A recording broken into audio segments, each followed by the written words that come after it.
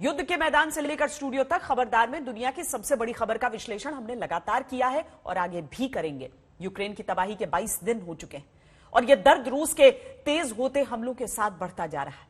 रूस कीव की दीवारों को गिराना शुरू कर चुका है। शहर के शहर तबाह होते जा रहे हैं। पहले कीव के बाहरी इलाकों में भीषण मिसाइल हमले किए गए थे और अब कीव के रिहायशी इलाके भी बम धमाकों से गूंज रहे हैं। यूक्रेन के कई दूसरे शहर तो बर्बादी की कगार पर आ गए हैं। जिस तरह का हमला रूस ने कल रात कीव, खारकीव और मारियोपोल में किया है, अगर वैसा हमला हर रात होता रहा तो यूक्रेन के कई शहर नक्शे से मिट जाएंगे और जहां ऊंची ऊंची इमारतें होती थी वहां मलबे से भरा मैदान नजर आएगा।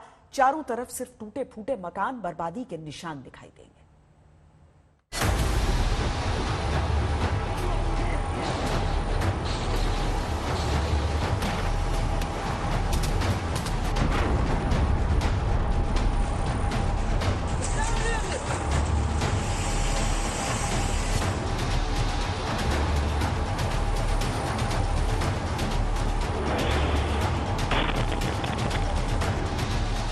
युद्ध की तबाही के 22 दिन पूरे हो चुके हैं। बर्बादी हर दिन बढ़ रही है।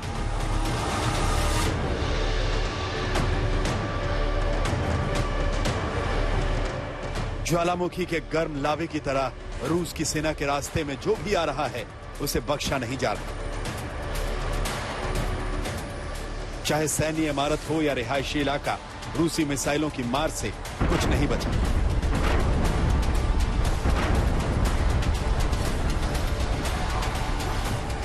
लड़ाकू विमानों की गर्जना और मिसाइल हमले का खौफ यूक्रेन के बच्चों के जहन में बस गया है।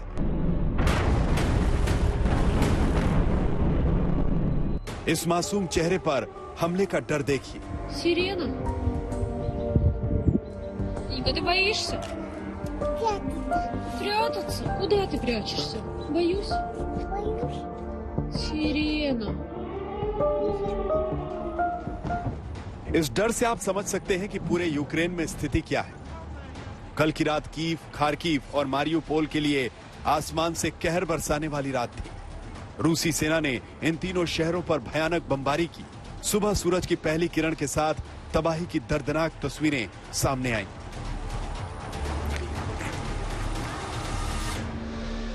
ये कीव की एक रिहायशी बिल्डिंग का हाल है, जहां कल रात रूसी सेना ने रॉकेट से हमला किया।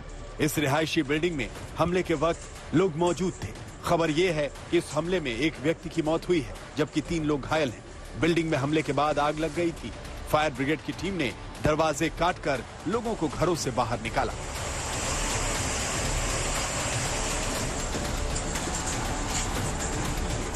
हर युद्ध अपने आप में एक मानवीय त्रासदी होती है और कल काफी हैवी फाइटिंग हुई है खारकीव और सुमी के इलाके में। ये भी रिपोर्ट आई है कि सुमी में जो लोग खड़े थे ग्रोसरी इकट्ठा करने के लिए, उनके ऊपर फायरिंग हुई है। 13 लोग मरे हैं, लेकिन कुछ भी वेरीफाई करना मुश्किल है क्योंकि रूस ने ये सारी चीजें मना की हैं। उन्होंने बोला कि उन्होंने ऐसा कुछ नहीं किया है। उन्होंने जो मारियोपोल पे थिएटर पे एयर बम्बार्डमेंट हुई है उसको भी उन्होंने सिरे से खारिज किया है कि रूस ने मारियोपोल में कोई एयर बम्बार्डमेंट नहीं किया है। लेकिन इसमें थोड़ी सी उम्मीद की किरण ये है कि अभी उन्होंने एक 15 पॉइंट पीस प्रोग्राम निकाला है जिसके ऊपर बातचीत होनी है और वो इस तरफ एक इशारा करता है कि शायद आगे बातचीत में कुछ समाधान निकल पाए। पर एज ऑफ नाउ जो जमीनी स्थिति है वो ये है कि लड़ाई चल रही है और घमासान लड़ाई चल रही है कई इलाकों में। रूस सटीक निशाने लगाकर हमले कर रहा है। इसकी एक तस्वीर ये है जिसमें रूस के फाइटर जेट ने एयर स्ट्राइक की और बिल्डिंग पर हमला किया। इतना सटीक हमला देखकर यह समझना मुश्किल नहीं कि केवल सैन्य ठिकानों पर हमले करने का रशियन दावा कितना सच है।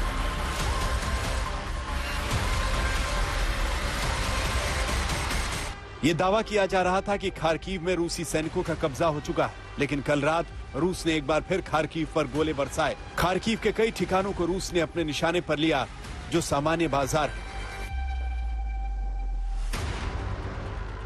बमबारी के बाद इमारतों में लगी आग बुझाने के लिए फायर ब्रिगेड की टीमें घंटों लगी रहीं।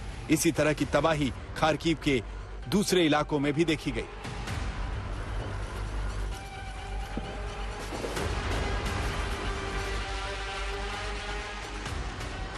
इस ऑयल डिपो पर भी रूस ने बमबारी की, जिसके बाद यहां भीषण आग लग गई थी। खार्किव के मेरेफा में तो जैसे रूस की सेना कहर बनकर टूटी। ये मेरेफा की तस्वीरें। आरोप है कि यहाँ रूस की सेना ने एक सांस्कृतिक प्रतिष्ठान और स्कूल को तहस नहस कर दिया।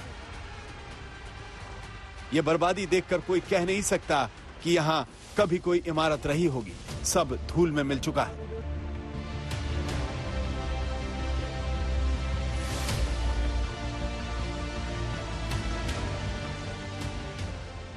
कल रात रूस की बमबारी देखकर ऐसा लग रहा था कि रूस खार्किव के मेरेफा शहर को नक्शे से मिटा देना चाहता है। एक सीसीटीवी कैमरे में रूस की मिसाइल हमले की तस्वीरें और धमाके की आवाजें कैद हुई। सीसीटीवी में समय और तारीख दोनों दर्ज है।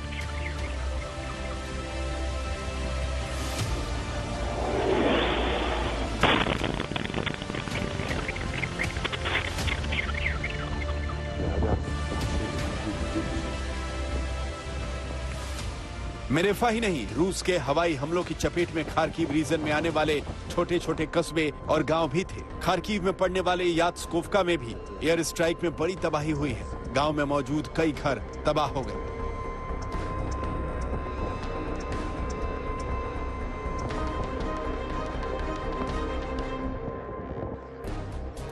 यूक्रेन के जिन शहरों में यूक्रेनी सेना लड़ रही है, वहां महायुद्ध छिड़ा है और जहां पर यूक्रेन के सैनिक मौजूद नहीं हैं, वहां गली गली में टैंक है।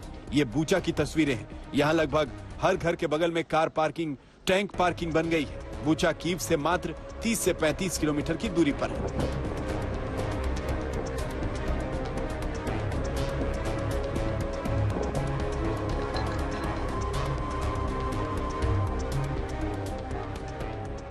कीव और खार्किव के अलावा रूस की सेना मारियुपोल पर एक बार फिर बम बरसा रही है। मारियुपोल की सड़कों पर टैंक दौड़ते दिखे। हालांकि यूक्रेनी सेना ने रूस को यहां कड़ी टक्कर दी। मारियुपोल में टैंक पर एंटी टैंक मिसाइल से हमले की ये तस्वीर है। ये टैंक पहले अपने रास्ते में आने वाली इमारतों पर गोले बरसा रहा था, लेकिन जल्द ही इसको एंटी टैंक मिसाइल से शांत कर दिया गया। एक धमाके में टैंक के परखच्चे उड़ गए।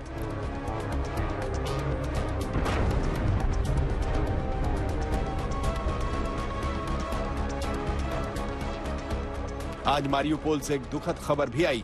यूक्रेन ने दावा किया कि मारियुपोल के एक थिएटर पर, जिसमें करीब 1000 बच्चों ने शेल्टर लिया हुआ था, वहां पर रूस ने हवाई हमला किया। ये थिएटर की सैटेलाइट तस्वीर है जो रूस के हवाई हमले के पहले की है। यह तस्वीर हमले के पहले थिएटर के बाहर से ली गई थी। इसकी खूबसूरती इसमें नजर आ रही है। अब ये तस्वीर देखिए, ये रूस के हमले के बाद का हाल है। थिएटर पूरी तरह तबाह हो चुका है। दावा है कि बड़ी संख्या में बच्चे इस हमले में मारे गए हैं और ये दावा एक वीडियो के सहारे किया जा रहा है। हमले के बाद एक वीडियो सामने आया है जिसके बारे में दावा है कि इस थिएटर के अंदर का यह वीडियो है जो हमले से पहले बनाया गया था।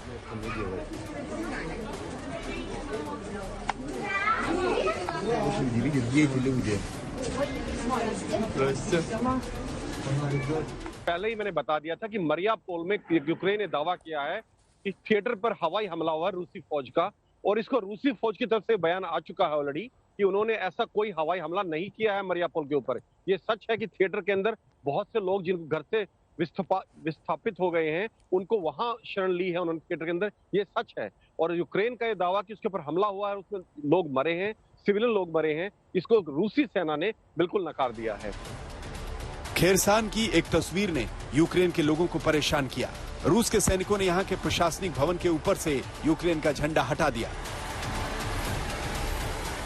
अब यूक्रेन के राष्ट्रपति जेलेंस्की कुछ भी कहें, यूक्रेन की सेना कोई भी दावा करे, लेकिन सच्चाई ये है कि यूक्रेन के हालात बद से बदतर हैं।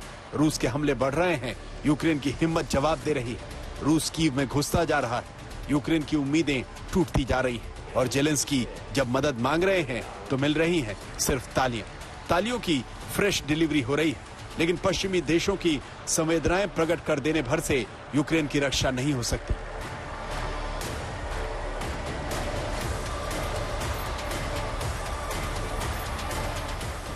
कीव से राजेश पवार के साथ आज तक ब्यूरो।